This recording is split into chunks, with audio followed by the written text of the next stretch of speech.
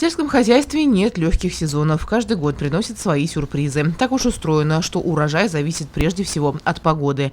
В этом отношении 2015 был весьма благосклонен к коллективу агрофирмы «Степная». Конечно, до изобилия далеко, но по сравнению, например, с урожаем 2010 года, когда в регионе стояла засуха, сегодняшнее состояние как минимум радует. В прошлом году аграрии засеяли 2 вида зерновых культур на площади 785 гектар земли. В результате урожай ячменя составил 12,1 центнера с гектара, а пшеницы 11 ровно. Заложили мы на семена в первую очередь на 16 год, на посев полностью очистили. Семена на 16 год полностью нас хватает. Товарное зерно часть осенью в 2015 году продали. Сдавали в элеватор Ситно, город Сибай. А пшеницу, значит, пришлось нам сдавать в Брединский район, Челябинская область. Тоже вот хлебозавод. Цена была приемлемая в 2015 году сдачи.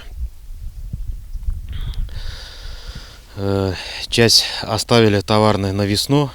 Еще одно направление, которым аграрии занимаются вплотную, это животноводство, в частности, разведение курдючных овец и лошадей башкирской породы. В 2015 году было реализовано порядка 2,5 тонн баранины. Это, по мнению руководства, хороший показатель. Сегодня на ферме насчитывается 85 голов овец. Это без учета ягнят. Сейчас начался активный окот скота. Но лошадей здесь 10 голов. С ними аграрии ежегодно участвуют на скачках. Также в прошлом году мы оказали услуги на сторону. Это во время посева. Оказали услуги где-то на 600 тысяч рублей. Также уборочные работы оказали услуги. Это в Кизильском районе где-то на 700 тысяч рублей.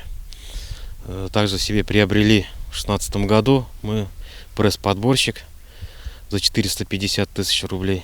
Нынешняя снежная зима сулит сельчанам хороший урожай. В этом году в агрофирме также планируется продолжить свою деятельность в прежнем направлении и повышать производительность. Кстати, в 2016 будет посеяна земля площадью в 1420 гектар, 100 из которых займут однолетние травы, но остальные – зерновые культуры.